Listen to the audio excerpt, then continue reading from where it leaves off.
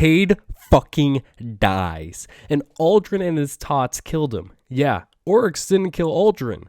Ikora's sad, Zavala hides the pain, Uldren fantasizes about his sister. You and Petra go to hunt down Uldren to get revenge, but you need the help of Don Vito Corleone. I mean the spider.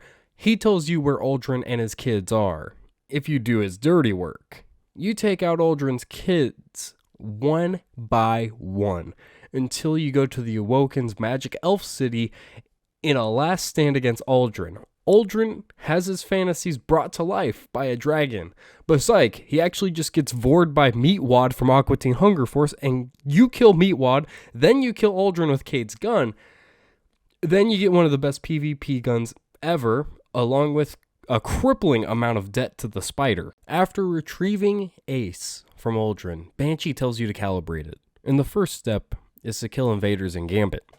Yeah, nobody had problems with that step. But after that, you need to go snooping through some of Cayde's old stashes around the system. Finally, you go to Titan and open 10 more stashes. These contain some heartfelt recordings for the people most expected to kill Cayde. After listening to some of Cayde's final thoughts, you're granted the Ace of Spades, one of the greatest PvP primaries Bungie ever made. Hey! A wish dragon was taken in the Dreaming City, and it's all hands on deck to kill it in day one. First, deal with the taken techeun Karen. Make sure you hide before she unleashes her wail. Next, the Catalyst Farm. Play a song and kill Shuro. Then tickle Morgath with the Eye of Riven. Bust open a vault, cheese Riven, grab her heart, and run through the raid as it absorbs your teammates. When the Dreaming City's curse is strongest, you may enter Marasov's corrupted throne world. Wait, you can play Shattered Throne whenever now? Oh. Anyways, to stay, you need to match the pretty pictures by killing taken mini-bosses. Then, defeat Asterion set apart. Ascend the tower. Then you get to tiptoe on narrow platforms while taken ogres eye-bang you off the fucking platforms. Next is the Thrallway. Then you go kill Morgath by killing wizards and dunking their souls. Boom. No more Morgath. After a jumping puzzle, you face Duel Ikora and her dark blades. Just make sure you're over 1000 light level. Do you like legal wall hacks and penetration? Well, you should go to the Shattered Throne after listening to a statue of Marasov's tall muscle mommy GF and killing Duel Ikora. Then you get to kill some taken in the Tangled Shore. Next, you need to go back to the Shattered Throne and get your hands on some balls to spawn some bosses. You kill them, and then you talk to the statue of Shuro again. Mommy. And then the statue gives you Wish Ender. On the strongest curse week, if you play Gambit, you have a chance of fighting the primeval meatball. Kill a lot more taken. Go play the Corrupted. Except it's very different and it supports 6 players. Also, you find Shin Malphur's crime scene. Next, you get to play more Gambit. And now you have Malfeasance. Wait, so you don't need to wait for Curse Week anymore to do this? Amanda hands you the Journal of Master Ives, the missing cryptarch from the Reef. It seems to be missing some pages. Rahul tells you that if you give him your engrams, he might give you a page or two. After Rahul is satisfied with his extortion plot, he gives you the pages to his missing colleague's journal. You need to complete lost sectors in the EDZ. Eventually you find a teleporter to the Cosmodrome. Kill the Fallen that allegedly killed Master Ives, and Amanda gives you Thunderlord. Personally, I'm still not convinced Rahul is innocent. Why didn't he help solve this case? Like, what is Rahul hiding? I can't be the only one thinking this. Come on. It all lines up that Rahul is like some sort of sleeper agent for the witness or something. You discover a locked door in the tower. No one has ever noticed this before. Coincidentally, the spider needs your help. And he has a key. You get in and meet 801. She hates guardians. But She's perfectly cool with the spider, so Spider and Ada hire you to kill the spider's brother, Civix. Basically stole some technology from Ada. You hunt him and his scrap together house, I mean crime syndicate, and you recapture Black Armory forges. You find a new GPU for Ada, you put it in her head, and then she likes Guardians now. And you're still in debt to the spider. Civix is planning on raiding a Black Armory vault in the city. You need to stop him. Hop on your Sparrow with 5 friends and speed over to the Berserker captains. Take batteries from them, put them in some generators, then you get to traverse the tunnels under the city, match some symbols. Hey, you get to drive some tanks and destroy a giant brig, the first brig, to get one of the best raid exotics ever made. And I know for a fact this will never get nerfed. Nothing from such a pinnacle activity would ever get nerfed. Okay, never mind about that. So, I heard you like forges. Well, what if there was a puzzle that, when solved, would unlock a new one for everyone? Using the sights of a very specific weapons, you see some runes. Problem is, they're encrypted, and there's waves of fallen between ciphers. By Cypher 7, and 24 hours later, many streamers had gone to sleep. Bungie decided they saw enough, releasing the Forge anyway, angering a ton of people. Later on, Bungie gave a hint to help finish the puzzle. Glad and his team input the code, and it was after 81 hours. Everyone immediately forgot this because Bungie and Activision split up directly after. After the split, Bungie admitted that the puzzle was bugged this whole entire time. Cool box, kid, but can you open it? I guess if you acquire keys from the 4 forges by shooting symbols with Black Armory weapons, you can. Well, we need lenses.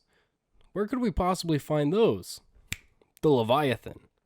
Also, you need to complete some strikes before going to the Berguzia Forge to destroy some drones. Then you gotta complete Shattered Throne for some reason, and the Pyramidion, and then you gotta kill Civix. And boom, the best sniper in the game. I heard you like Tex Mechanica gear, partner. Well, I got the perfect cannon for you. To start, you need to speak with the Drifter and kill some Hive. Go positive in the Crucible. I'm sorry, Timmy. I don't think you'll be able to finish this step.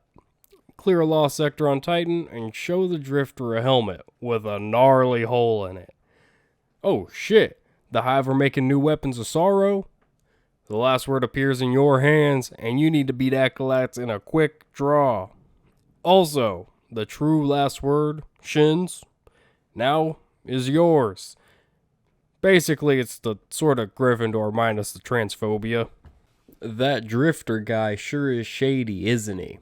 Well, the Praxic Warlock Anor thinks he conspired to kill Cayde 6, and the Vanguard wants you to make a report on him. You need to make a decision. Help the Drifter, or forever be known as Snitch. While you pick whether to rat out the rat or not, the 9 want to talk to you. As they break the 4th wall, they explain how Cayde's death and Mara kinda dying for a second was always part of their plan, and that you and the Drifter are key parts of their plan. Whatever that plan is. This is also when Bungie added Gambit Prime, and it's also the last time that Bungie ever added a Gambit map to the game. Remember that fallen captain you spared on Titan? Well, he wants your help to stop Aramis the ship stealer and her newest plot. After activating nodes in a fallen transponder, you get to speak to Mithrax at the farm. Then you return to the old tower. Aramis and her followers are searching for your Outbreak Prime that you made. It's the last scrap of Siva that they know of. You have to clear enemies with old match game. Then you get to vent and go through jumping puzzles. Then you experience Destiny's first attempt at a horror game, and honestly the most horrifying, Trevor. Then you find that dastardly Aramis. Wait, sorry, she sent Cyrix to retrieve Outbreak Prime? Wait, After 2 years, it has now perfected itself. Back in Destiny 1, no name was more feared in the Crucible than Thorn. So naturally, the sweatiest exotic is found in the salt mine. After finding a cheap knockoff in a fire pit, you need to feed it by playing Crucible or doing bounties, only to then be forced into playing Crucible. Then you do a special version of Savathun's song, which is way more difficult. And then you have Thorn in Destiny 2. Or you could just buy it from the Monument to Lost Light because sunsetting or something like that. Destiny 2's yearly spring celebration is here. The Revelry, where you need to explore the verdant forest, which definitely isn't a reskin of the Haunted Forest, which also definitely isn't a reskin of the Infinite Forest on Mercury. Anyways, you get cool armor that buffs you during the event. And also Arbalest is introduced, plus, most importantly, your guardian can be horny. I didn't mean it like that. Wait, what's that? This event was a one-time thing? Well, what replaced it? Oh god. Emperor Callus requests your services again to clear out his ship. Again. Whether it be his newborn with a cool hat, or the Vex and the Hive in the menagerie. After performing your custodial duties, Callus gives you a shooting range, bad juju, treasure maps, and generally just a lot of loot. After proving your prowess in janitorial duties, Callus invites you to his exclusive club of extraordinary janitors, the Shadows. Callus welcomes you back to the Leviathan to eliminate a newborn cabal who was bred to be the shadow of the Hive, but was corrupted by Savathun using the Crown of Sorrow. To start, in order to kill blessed enemies, you need a buff, or no buff to kill non-buffed enemies. Hold the blessing too long, and you get blue balls and die. Work together to destroy crystals and do a jumping puzzle. Next, just like the characters in a horror movie, your team needs to split up and reveal the deception. DP Galron, to initiate Galron DPS, after destroying the deception, shoot Big Galron's hands, and boom, you're done. Callus rewards you for your efforts. Callus has granted you a tribute hall to display all of your accomplishments and test your weapons. And after you place 18 tributes, a new mission becomes available in the middle of the room. You travel to the Ascendant Realm, and Tolan holds your hand as you slaughter Thrall and kill a couple bosses. And for some reason, this exotic mission has no time limit, and when you finally beat it after walking through it, you're granted the Bad Juju. And after placing 27 more tributes, you get a catalyst for it. That's it. It's the easiest exotic quest. After defeating an ogre in the menagerie, you find some Awokens scripts. So you take them to Mommy, I mean Petra, so she can read them to you.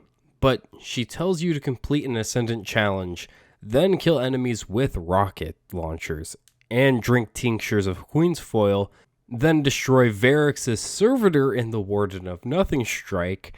And it turns out Mithrax hid a rocket launcher for his daughter there, so you use Ascendant platforms, and now you have truth, but it's way worse than Destiny 1. Shin Malphur, legendary gunslinger, is testing a theory, asking you to travel to the salt mines once more. You complete a lost sector to retrieve the original Thorn. Rose. But then you have to make orbs of light to cleanse it. And then you have Rose. You complete some tedious tasks to upgrade your cleansed Rose, including killing an invader before they get a kill. That's just one of them. But after all those, you then break some crystals before killing the Strike Boss Zol again. And now you have a gun that buffs your team.